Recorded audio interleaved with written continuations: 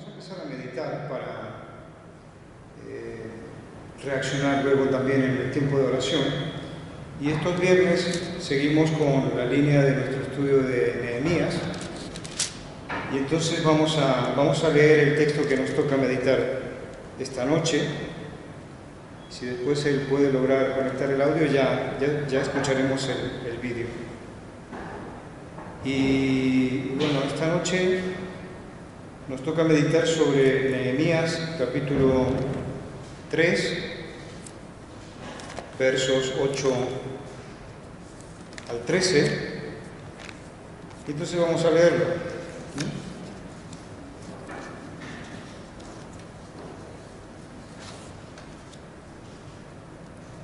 Ya la semana pasada comenzamos con esta parte del libro donde se habla de la repartición de los trabajos, de cómo el grupo se repartió todas las tareas que tenían que hacer para reconstruir los muros de Jerusalén. Entonces dice que se empezaron a coordinar muchos colaboradores que Nehemías había convocado para que comenzaran la reconstrucción.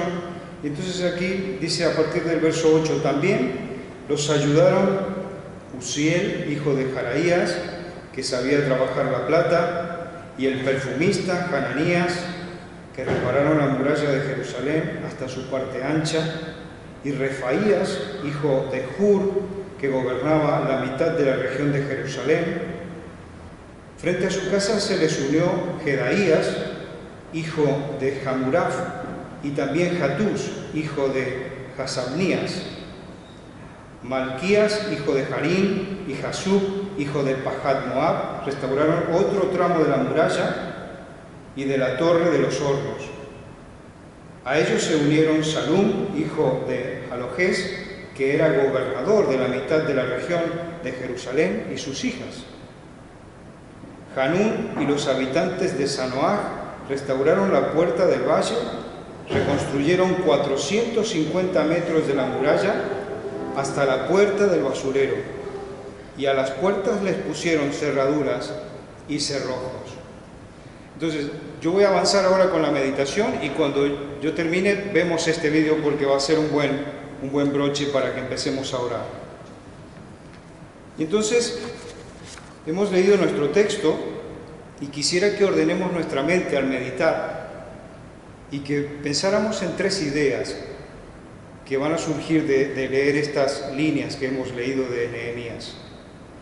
El primer punto, y para introducirnos, será un tema que tiene que ver con nuestras vidas, o sea, hacer conexión con el texto, nuestras vidas y la línea general que nos está dando este libro de Nehemías.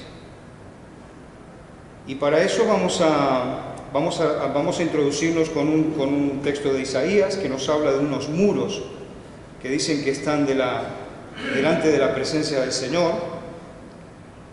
Y vamos a seguir después con un segundo punto que vamos a meditar sobre el concepto de la unidad en la diversidad, que esto es algo muy notable en el pueblo de Dios, esta diversidad que caracteriza toda la creación y cómo en el pueblo del Señor es tan latente, ¿no?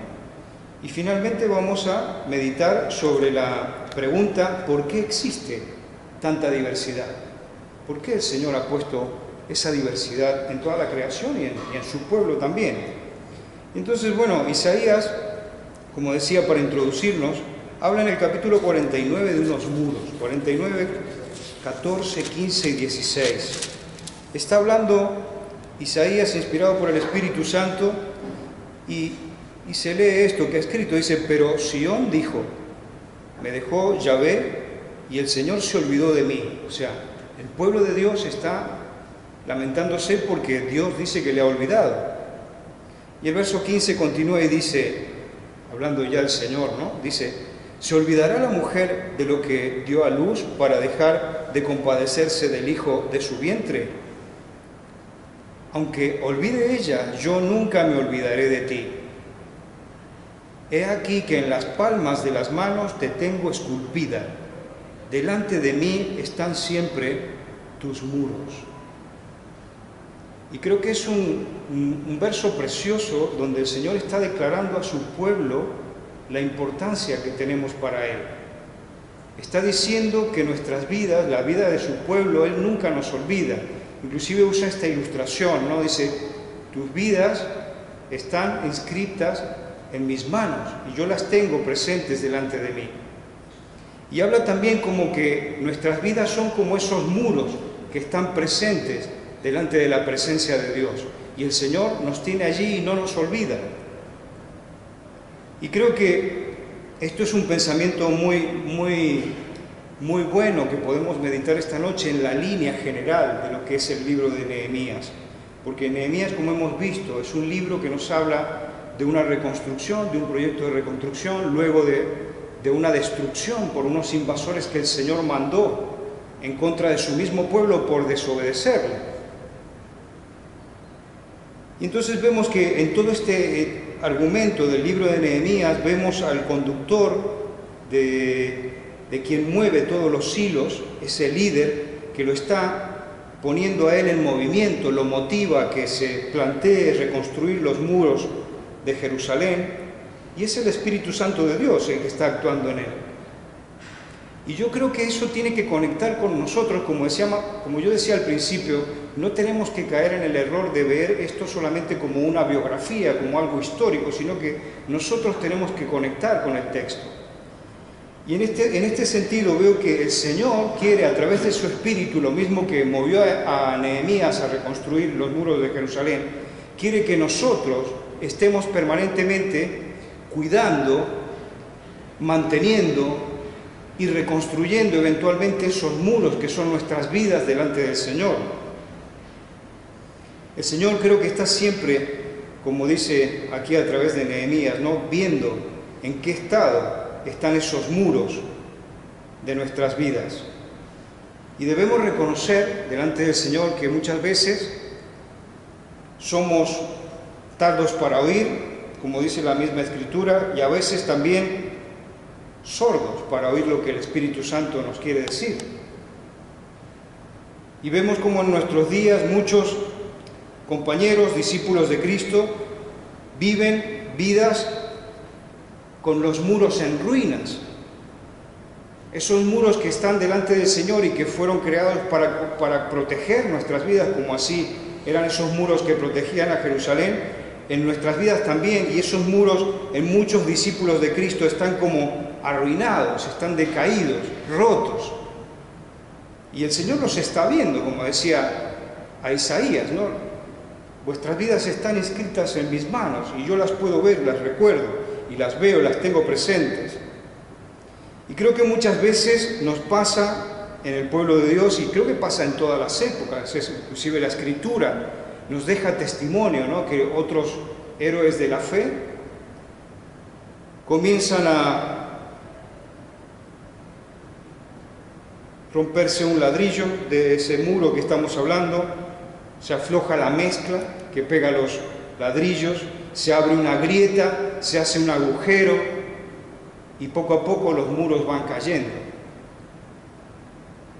A veces podemos ver en nuestras iglesias gente que tiene hasta una buena fama como cristianos, pero en el corazón, que el Señor lo ve todo, sabemos que esos muros están arruinados.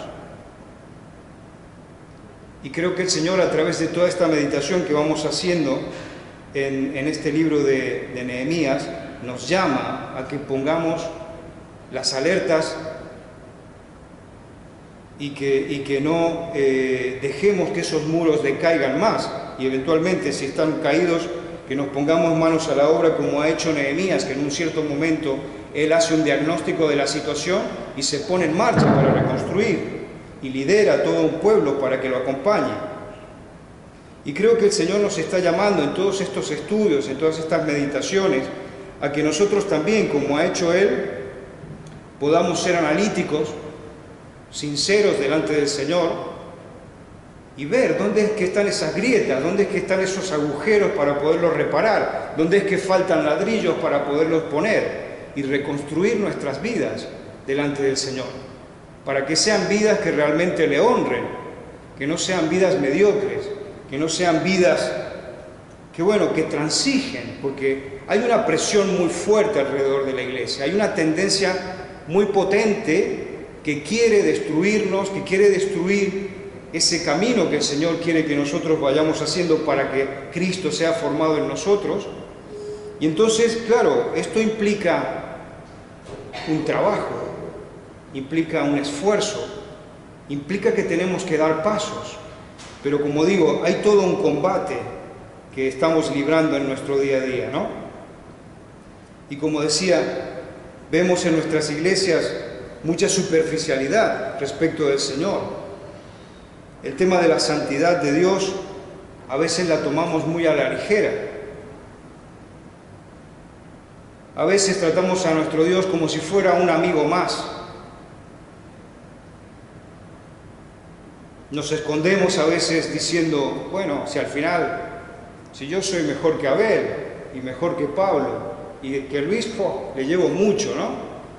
Y si yo me miro desde que comencé hasta fecha de hoy, ¿cómo estoy? Estoy mucho más crecido.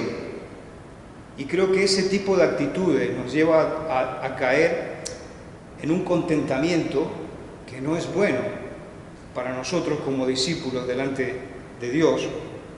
Y nos lleva a caer a una mediocridad también, que no honra al Señor.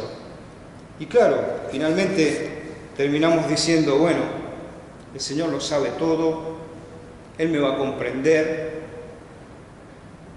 y al final Él un poco que cerrará el ojo, ¿no?, para ver lo que está sucediendo en mi vida.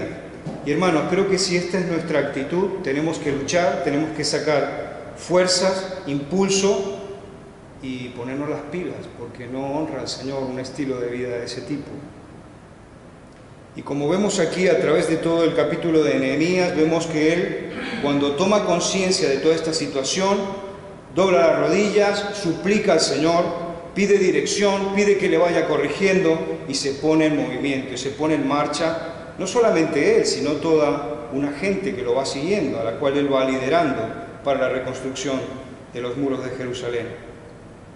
Y pensaba también en varias tensiones, ¿no?, de nuestro día a día que nos frenan, que nos quieren desviar, ¿no?, de ese plan que el Señor tiene para nosotros.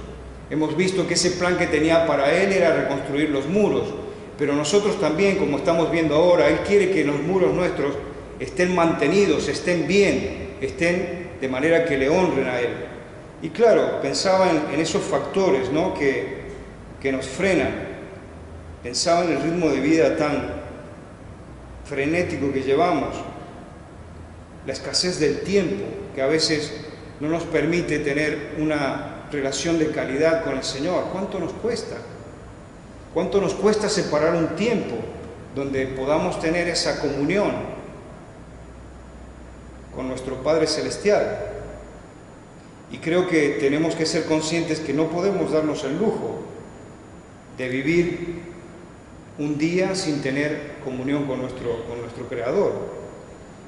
Y como estamos viendo, la reconstrucción fue un reto para estos antiguos, para Nehemías y sus contemporáneos, y también es un reto para nosotros, a fecha de hoy, como decía, de mantener nuestros muros mantenidos, firmes, y que cumplan la función que el Señor quiere para proteger nuestras vidas, nuestros corazones, y que puedan honrarle a Él. Entonces, cubierto este primer punto introductorio, quería que también pudiéramos pensar en esta otra idea que surge del muro, del texto que hemos leído, ¿no? El texto nos habla, como decía, de la unidad en la diversidad. Y es algo que es muy notable, ¿no? Toda la creación lleva ese sello de la diversidad, pero el pueblo de Dios, como lo estamos viendo aquí, trasuda esa diversidad, ¿no? Aquí en el verso 8, por ejemplo, habla de Uziel, que era un platero, también habla de un perfumista, un tal Hananías. Después en el 9 está hablando de Refaías, que era un gobernador. Sigue hablando más abajo en el verso 12 y habla de Salún, hijo de Jalojés, que era otro gobernador. También habla de sus hijas. Vemos una diversidad muy rica en el texto. Y también ya la semana pasada Silvia nos había hablado, ¿no?, de otros, por ejemplo, como en verso 3, donde menciona a cerrajeros. En el verso 6 menciona a carpinteros que están colaborando, todos unidos, gente diferente, hombres, mujeres, trasfondos diferentes, pero todos unidos con un mismo enfoque, en este caso el proyecto que el Señor ha puesto en el corazón de Nehemías y Él ha compartido para que juntos vayan adelante. Y creo que es un pensamiento muy interesante para nosotros a fecha de hoy, pensar que en los planes de Dios está esta diversidad, especialmente cuando vemos que es tan fuerte, ¿no?, esto de los nacionalismos que se potencian en estos días, ¿no? Dentro de poco va a comenzar el Mundial, de aquí a 2018 está proyectado este Mundial. ¿Cuántos vamos a sacar las banderas y van a empezar a ponerse orgullosos, ¿no?, de sus países? Pero aquí vemos que el planteo que nos hace la Escritura por los valores del Señor, y si también lo analizamos, es parte de la misma personalidad de Dios. Dios es diverso en sí mismo. La Trinidad es algo diverso, ¿no? Y el pueblo de Dios también se caracteriza por esta diversidad.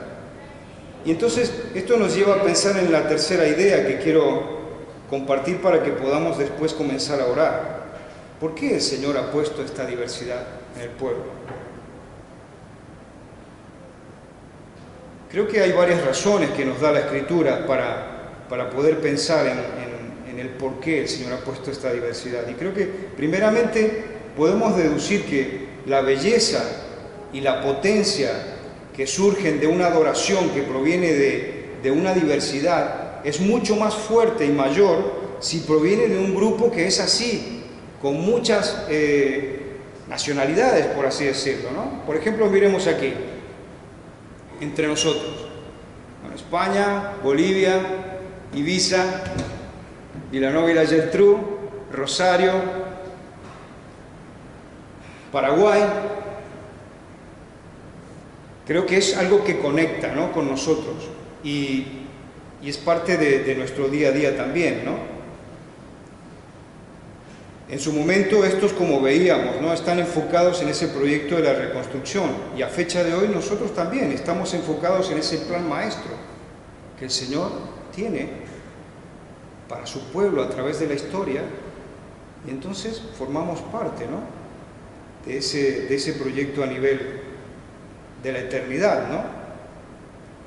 Y creo que, como decimos, ¿no?, todo esto de que gente, por ejemplo, como nosotros, con estos bagajes diferentes, que el Señor ha impactado en nuestras vidas, que le reconocemos, que le adoramos y que le apreciamos, hace que esa adoración sea mucho más grande, mucho más potente que si proviniera, por ejemplo, de Argentina, que dijéramos, bueno, ya ves, el Dios de los argentinos, sería algo muy pobre, ¿no? O de los catalanes, o de los españoles, o de los ibicencos, ¿no? O sea, sería algo muy reducido, no sería tan rico. Sin embargo, vemos que Dios ha elegido no solamente personas de distintas partes del planeta a quien revelarse, a quien mostrarse como su creador y su redentor, sino que también a través de la historia vemos que distintas épocas le reconocen a Él como el Señor, ¿no? Y creo que entonces todo esto hace que ese captar la atención y el aprecio, como decía, de personas de diferentes bagajes, hace de que se ponga de manifiesto la grandeza irresistible que tiene el Señor. Creo que eso es una razón también muy fuerte de que por qué existe tanta diversidad en el pueblo de Dios.